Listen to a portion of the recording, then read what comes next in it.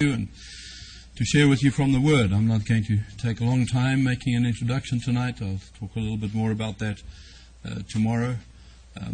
How long do we have on the tape? Is it 45 minutes? 60 minutes. 60 minutes? All right. Well, it's a privilege to share the Word with you. And those who were with us last year will remember the accent a little bit. And I try to speak a little bit more like an American, but I'm not too good at it yet.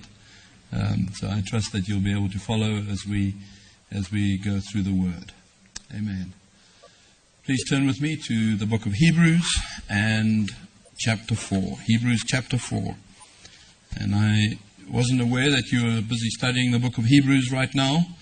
And we've in fact just concluded a series of 34 weeks on the book of Hebrews. And I just had on my heart to share with you some aspects of Jesus as our high priest from the book of Hebrews. And I'm going to begin in chapter 4. And we'll see how we go during the weekend. I have a few thoughts mapped out, but we'll allow the Lord to direct us. So I'm going to read from Hebrews 4 and from verse 14 through chapter 5, verse 11. Hebrews 4:14 through 5:11. Seeing then that we have a great high priest who has passed through the heavens, Jesus the Son of God, let us hold fast our confession. For we do not have a high priest who cannot sympathize with our weaknesses, but was in all points tempted as we are, yet without sin. Let us therefore come boldly to the throne of grace, that we may obtain mercy and find grace to help in time of need. For every high priest taken from among men is appointed for men in things pertaining to God, that he may offer both gifts and sacrifices for sins. He can have compassion on those who are ignorant and going astray, since he himself is also subjected to weakness. Because of this he is required for the people, so also for himself, to offer sacrifices for sins. And no man takes this honor to himself, but he who is called by God, just as Aaron was. So also Christ did not glorify himself to become high priest, but it was he who said to him, "You are my son, today I have begotten you." As he also says in another place, "You are a priest forever, according to the order of Melchizedek, who in the days of his flesh, when he had offered up prayers and supplications with vehement cries and tears to him who was able to save him from death, and was heard because of his godly fear. Though he was a son, yet he learnt obedience by the things which he suffered. And having been perfected, he became the author of eternal salvation to all who obey him, called by God as high priest according to the order of Melchizedek, of whom we have much to say and hard to explain, since you have become dull of hearing." And I want to speak this evening from verses 15 and 16 of chapter 4.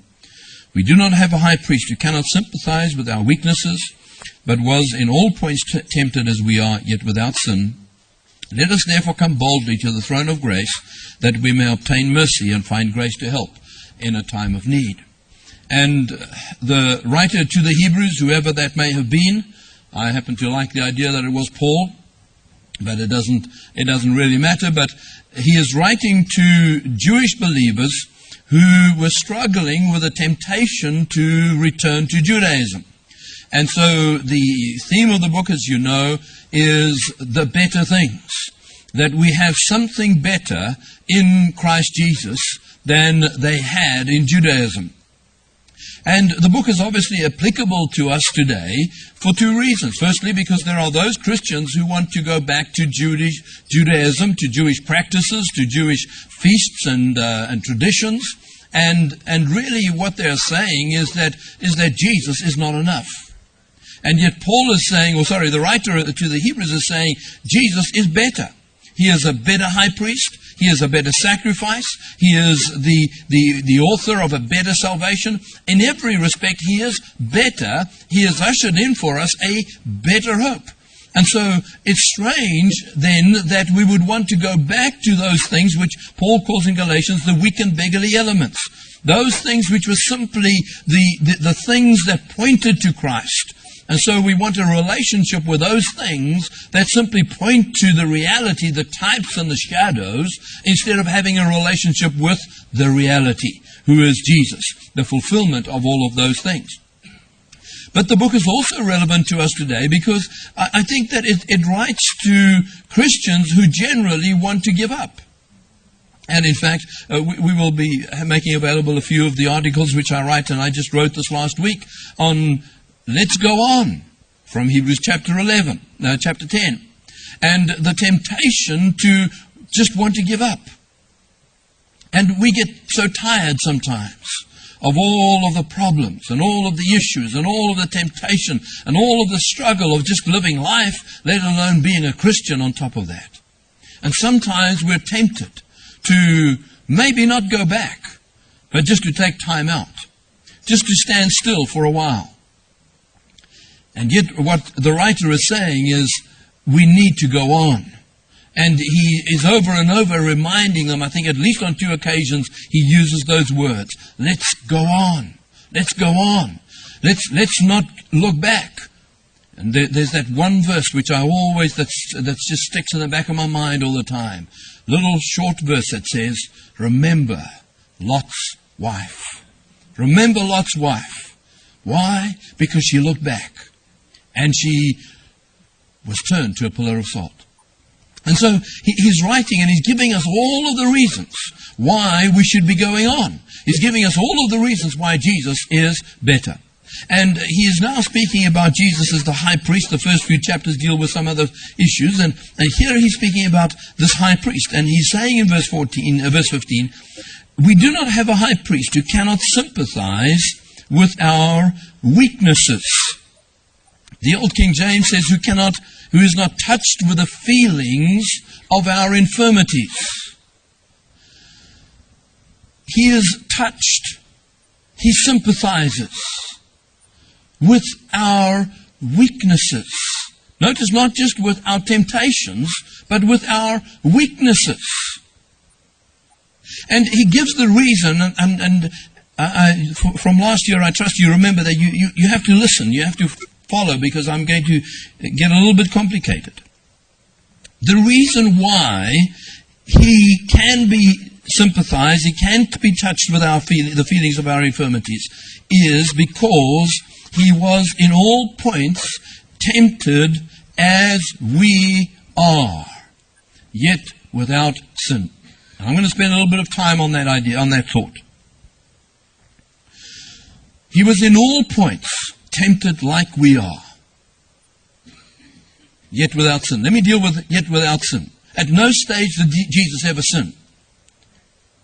So anything that I'm going to say to you now, don't get the impression that I'm saying that resulted in sin. He never sinned. Otherwise, he could not have made a sacrifice for us. How would we know?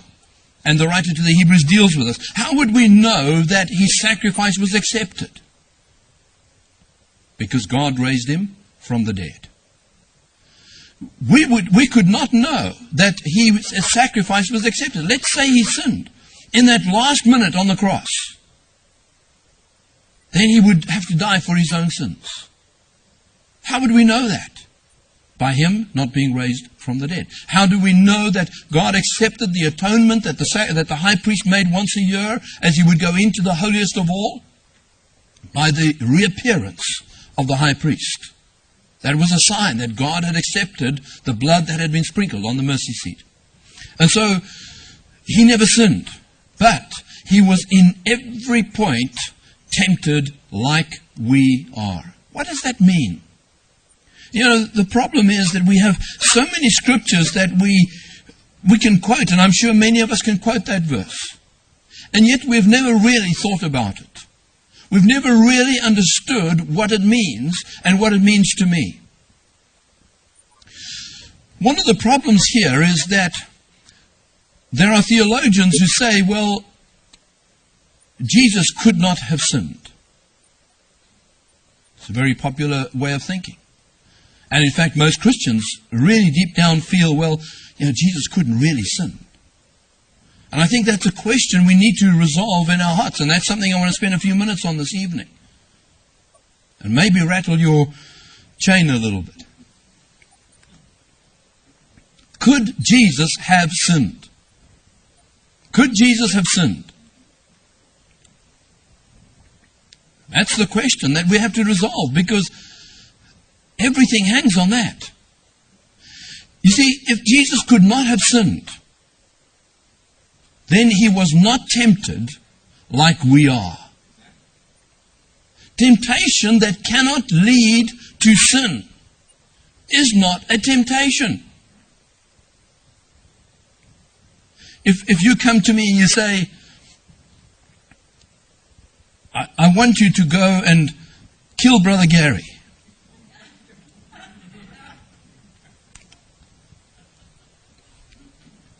Now, maybe for you that would be a temptation.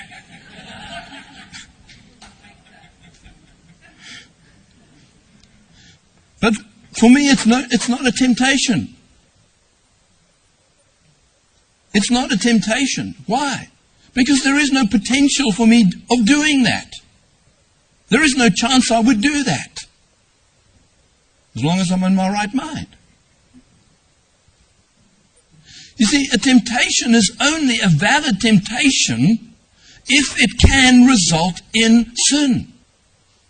There are many things that are a temptation to me because I'm human. That may not be a temptation to you. Why? Because it's nothing to you. You just look past it and it doesn't tempt you. But it tempts me. Now, one of the reasons why people say that Jesus could not have sinned is because they say, well, he was not born with a sinful nature as we are. For those theologians here, he was not born with original sin. He was not born of Adam, and so we are sinners. We are born as sinners. I trust you understand that. May be a little bit difficult concept, but we are not sinners because we sin. We sin because we are sinners. We have a sinful nature. We are born with that nature, and before anybody is able to teach us how to sin, we sin automatically. That's something we do because that's our nature. Now, people say, well, Jesus was not born with that kind of nature, and therefore Jesus could not sin. Now, let me ask you two questions. Was Adam made with a sinful nature? No. But did Adam sin? Yeah. So did the fact that he was born without the nature of a sinner prevent him, protect him from sinning? No. The angels who sinned, were they created by God with a sinful nature? No. They were made without a sinful nature, and yet we know they sinned.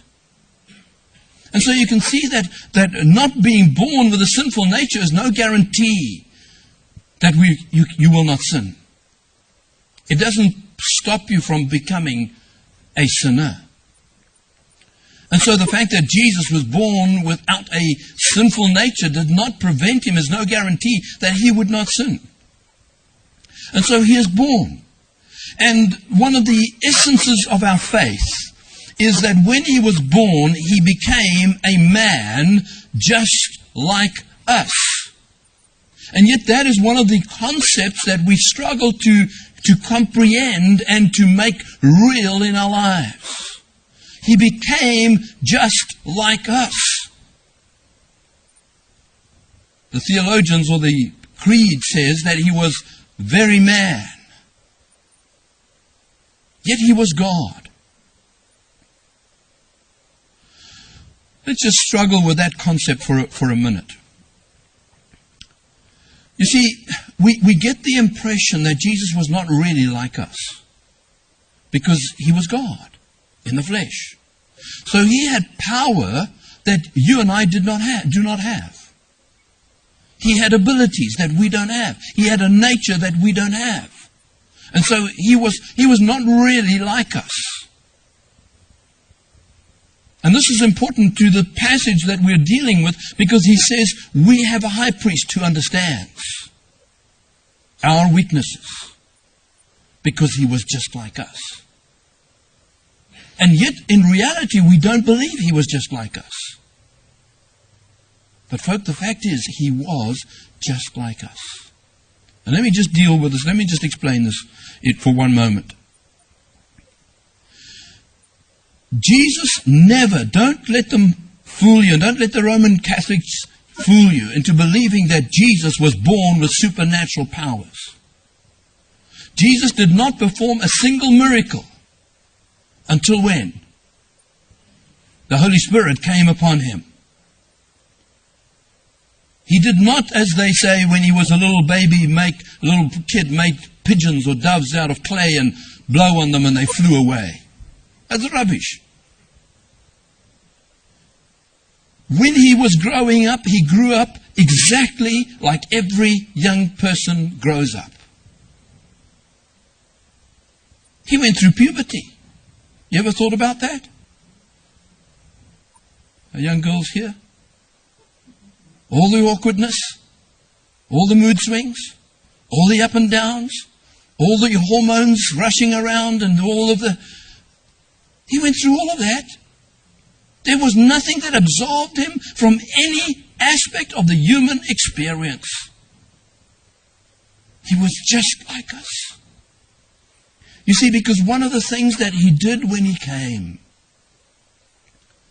is he willingly set aside his divine prerogative, privilege, power, authority, whatever you want to call it. He never stopped being God, but he set it aside. And the way I like to explain it is this. If you go into some remote part of the world, some third world country where people live in substandard conditions. Well, let's say a rich man does that. Flies in with his helicopter, lands there, looks at the people and says, you should be living better lives than you're living. Why do you drink this water? Why don't you live in a proper house? You think they'd have anything, they'd listen to what he has to say? Not for one moment. And then maybe he'll say, well, what I'll do is I'll come and live here with you, and I'll show you that you can live a different kind of life. So he sends off the helicopter, and the helicopter comes back with pumps and generators and all the stuff that he needs to build himself a nice big house. And he builds this house, and he has all of the food brought in by the helicopter every night. Do you think the people are going to be able to relate to him and say, well, yeah, we can relate to that? No. But if this man says, I have all my riches, I have my credit cards, I have my check account and my bank account, but I'm going to leave it all behind. He can even have the credit card in his back pocket. But he says, I'm not going to touch it. I'm going to come in here with the clothes on my back, and I'm going to live just like you live. But I'm going to show you that you can live better. And if he does that, he is qualified as a role model, as an example to those people. He never stopped being a rich man. The time may come that he says, okay, I've done my job. I'm going back to my mansion and to my helicopter, my jet plane and all my stuff. But while I'm here, I'm going to not touch the things that I have. I'm not going to touch my power or my money or my authority. I'm just going to leave it alone. Now, I'm going to speak about, I think tomorrow night, Lord willing, about Gethsemane and about the cross. Because it's a continuation of what we're saying here. And I trust that in that we will see the temptation that comes to Jesus to pull his ATM card out of his back pocket, to use the power that was his. But he never did that. He did not do a single thing. He did not speak a word. He did not discern the thoughts of men. He did not perform a miracle that he did not do by the same power that is available to you and to me. Jesus, during his 33 years, before the 30 years before his ministry, 3.5 years of his ministry, during none of that time did he for one moment have anything that you and I do not have. Because if he did, he is not a faithful high priest. He is disqualified to tell me that I need to live a different lifestyle. And who is he? How can he understand my pain? How can he understand my temptation? How can he understand my loneliness? How can he understand my frustrations? How can he understand the things that I suffer as I live this life of the flesh? He doesn't have a clue, because he had resources that I don't have. No.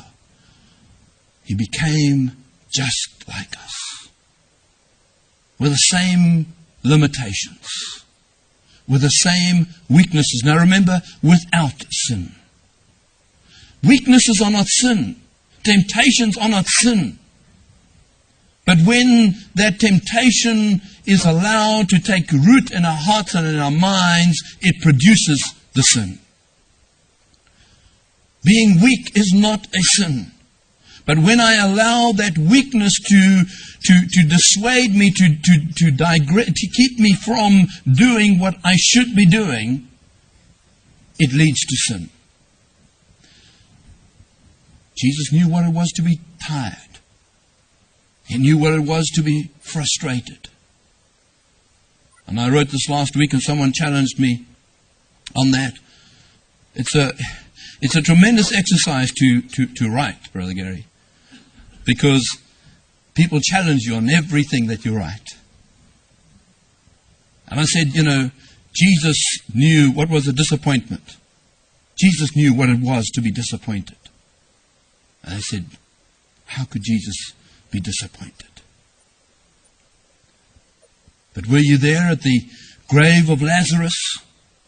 And Jesus looks at the unbelief, not of the Pharisees, he knew they didn't believe, but of Mary and Martha and those who had been following him. And as they sorrowed as those who had no hope. And what does it say? Jesus wept. He didn't weep for Lazarus. He knew he was going to raise Lazarus. He knew that before he got there. But he wept out of sheer disappointment and frustration at the unbelief of the people that he had been ministering to for such a long time and who just didn't get it. Just did not understand that he was indeed the resurrection and the life, and that the resurrection was not necessarily something which was way in the future, but that he could raise Lazarus there and then. Jesus comes over the brow of Jerusalem and he looks over Jerusalem and he says, Jerusalem, Jerusalem, who killed the prophets. How often would I have gathered you as a hen gathers against her chickens, and yet you would not? Was Jesus not disappointed? See, he was in every place, in every sense, in every way, he was put in the same positions as you and I are. And yes, he could have sinned. He could have sinned. Because else, how will he understand? When we are pushed to the very limit, when we are pushed to the very edge, how will he understand if there was no edge, if he had a safety net? It's not an issue. If you're going to walk a tightrope and there's a safety net and a safety harness and cables, I suppose it still takes a little bit of nerve to walk on the thing, but really it's not an issue. But if you're going to walk from one skyscraper to another in New York City like Blondin did, with no safety net, with no harness, if you fall, that's it. That's a different thing. And folk, in our minds, we think Jesus had a safety net. No, he did not have a safety net. He had nothing that you and I don't have. And so we're able to look to Him, and we're able to be encouraged by Him. And we're able to say, Lord, you really know what I feel like. You know my frustration. You know my weakness. You know my temptation. Because you've been there. Now let me just clear up that I don't believe, and I know that there are people who say that, well, Jesus must have been tempted with drugs and with alcohol and with sex and with money and with all the things that tempt people, for that temptation to be valid. Now I think that's rubbish. You see, it doesn't matter what the area of temptation is. One man's problem may be drugs. Another man's temptation or problem may be gambling. But the struggle is exactly the same. There is no difference in the intensity. There is no difference in how hard the one has to struggle against his drugs and the other one has to struggle against the gambling thing. It's the same thing. And the one should be able to have absolute sympathy for the other one, even though it's a different area. And so you really just need to be tempted in one area, to the extreme, to the limits, to understand what it's all about. So Jesus didn't have to be tempted in the precise area that you're struggling with in order for Him to understand what temptation is like.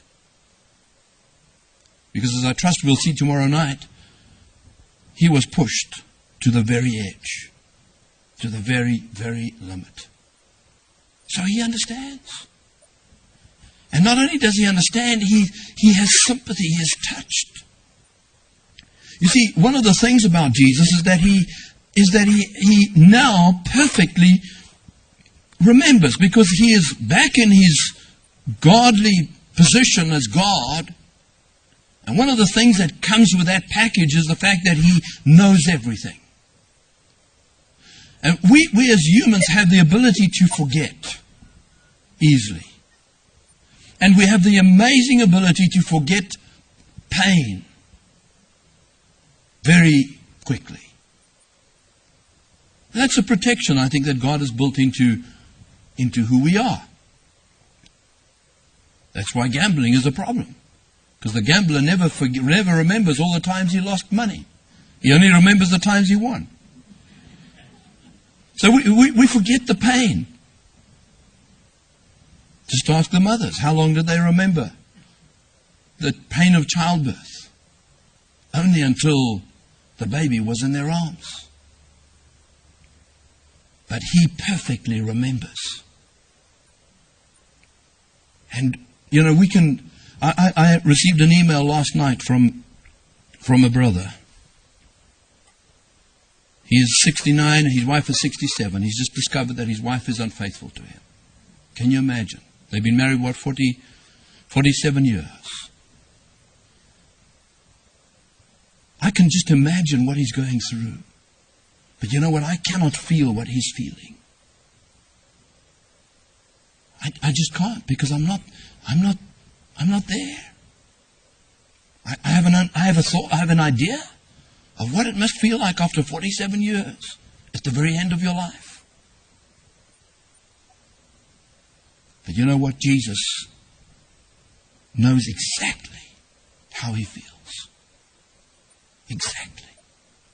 And whatever it is that you are struggling with tonight, Jesus feels with you. The same intensity. The same whatever it is. And so we have a high priest who can sympathize with our weaknesses, because He was tempted in every point as we are. As we are. Now, because of this, let us therefore.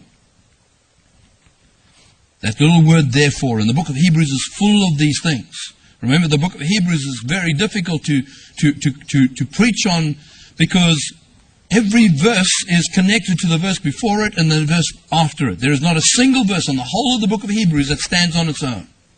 They're all interconnected. And so we have this faithful high priest. And so what we need to do is let us. And maybe on Sunday I'm going to speak a little bit more about let us. And here he's saying, because we have this high priest, because he knows, because he's been exactly where you are and where I am today.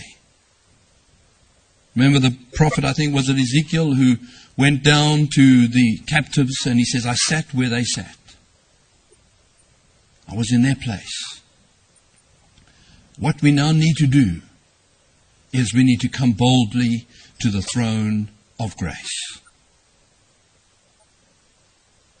And it's amazing how that when we get into trouble, when we have temptations, when we have struggles, when we have issues,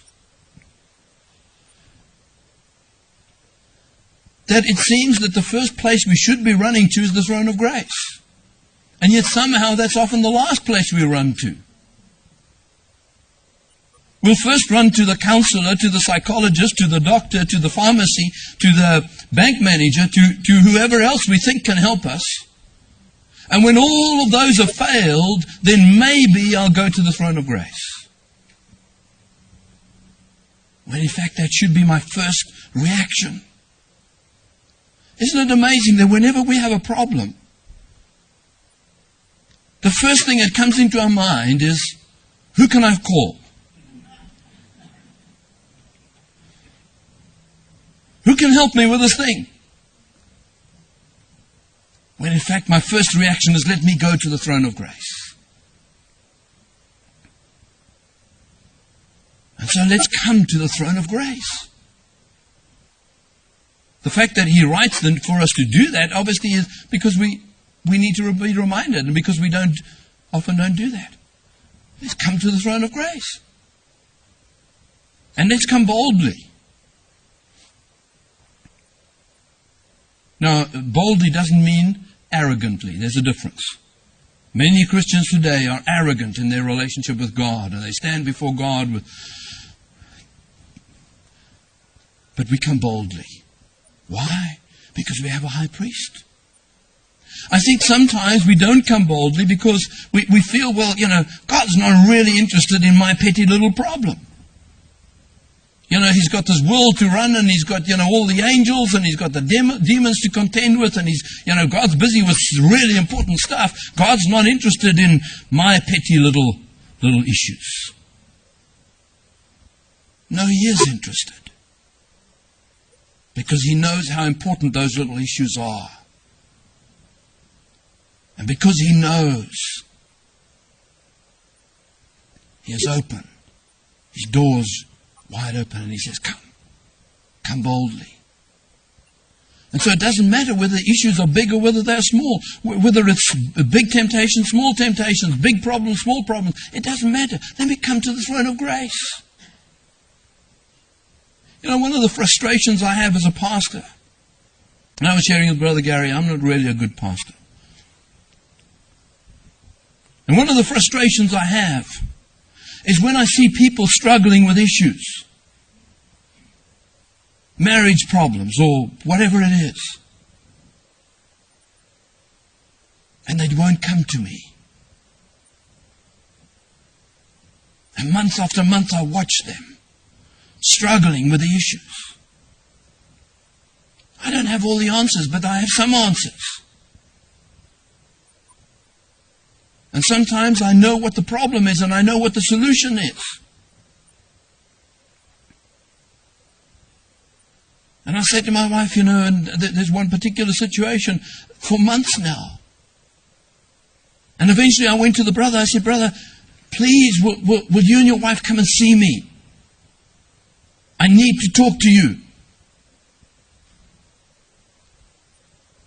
That was a few months ago. They still haven't come.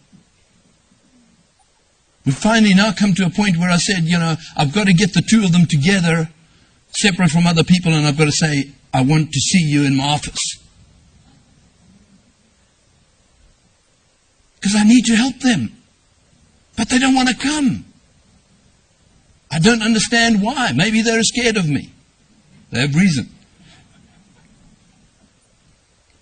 Maybe they're scared of what they're going to find out about themselves. I don't know.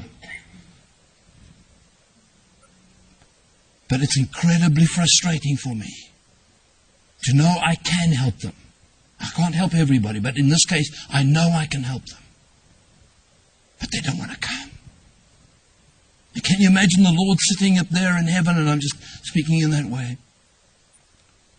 And we struggle away at our issues, and He's saying, come. Come to me, all you labor and are heavy laden. And we don't come.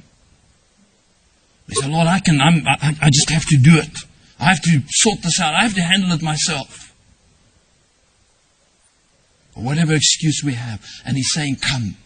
Come boldly to that throne of grace. It's a throne of grace, folk. It's not a throne of condemnation. I want to see this couple in my study, not so that I can come down on them and tell them how they failed, but that I can extend grace to them and help them with their situation.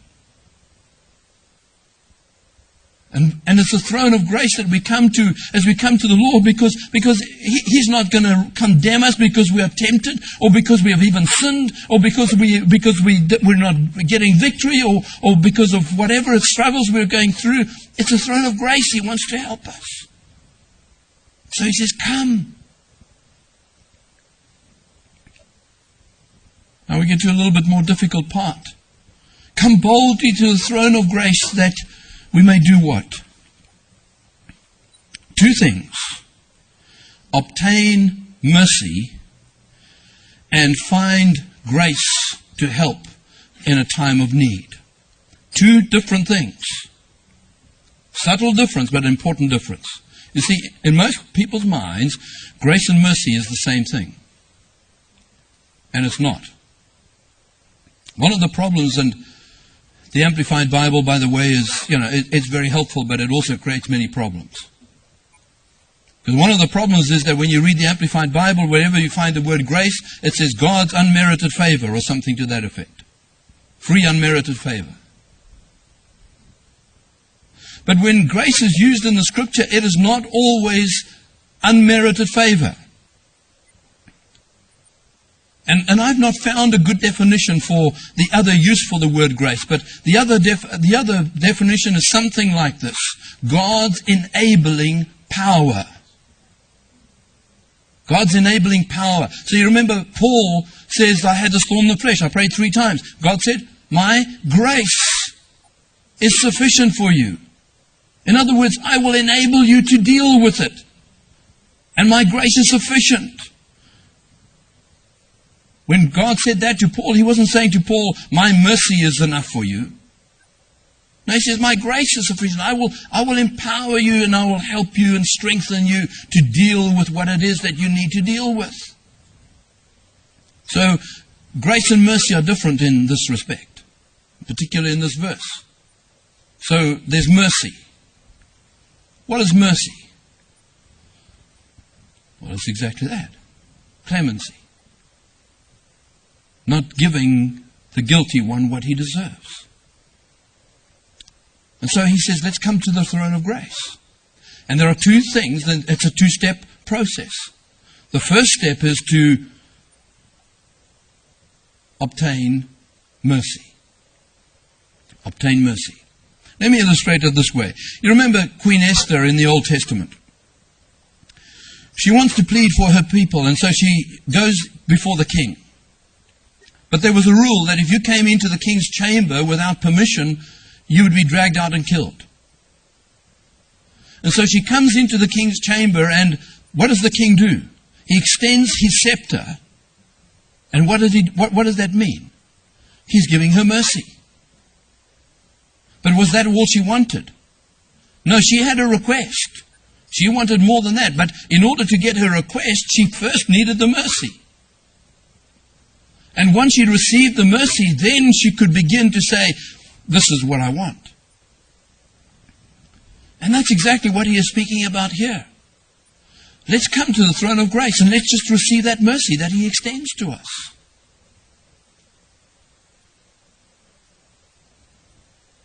Why do I need that mercy? Because sometimes I don't have mercy on myself.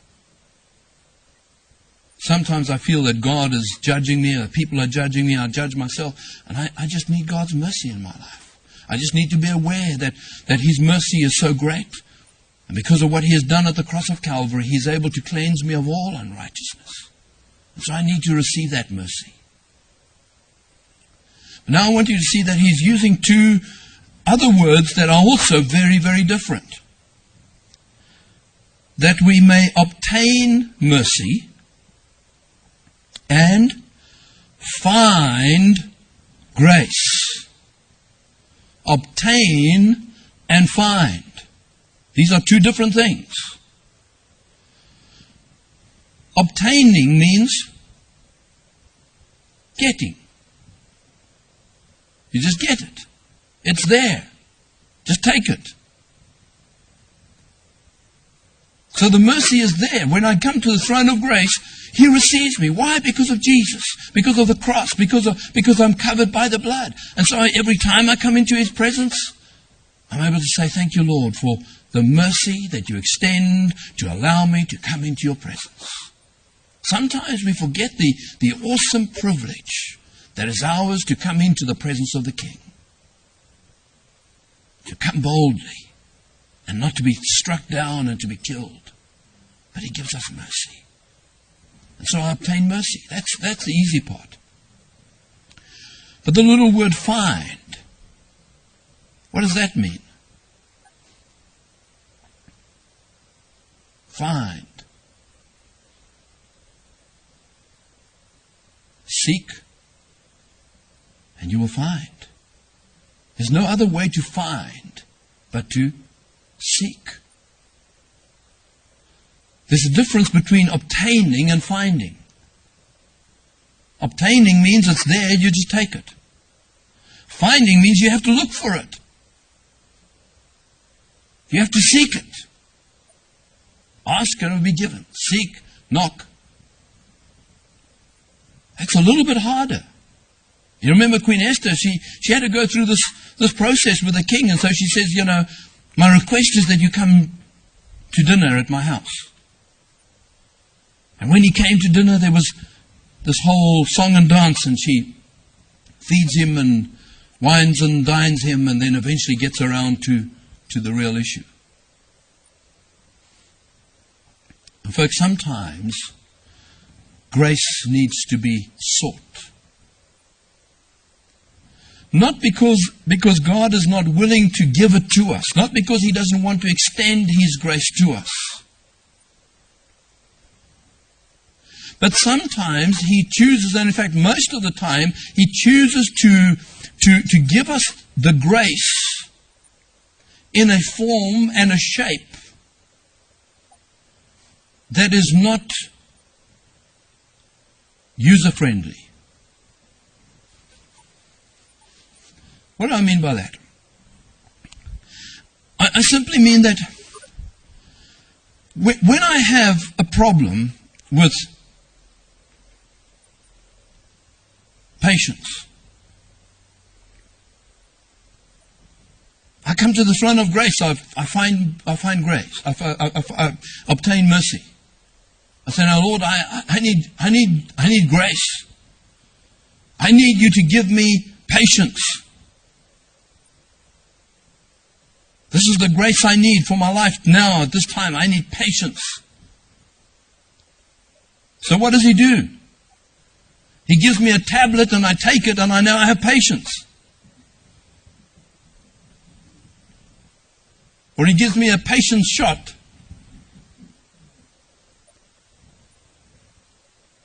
How does He give me patience?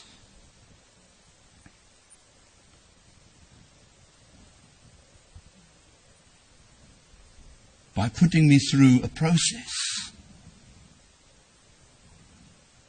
Putting me through a process. And as I go through that process, I'm finding the answer.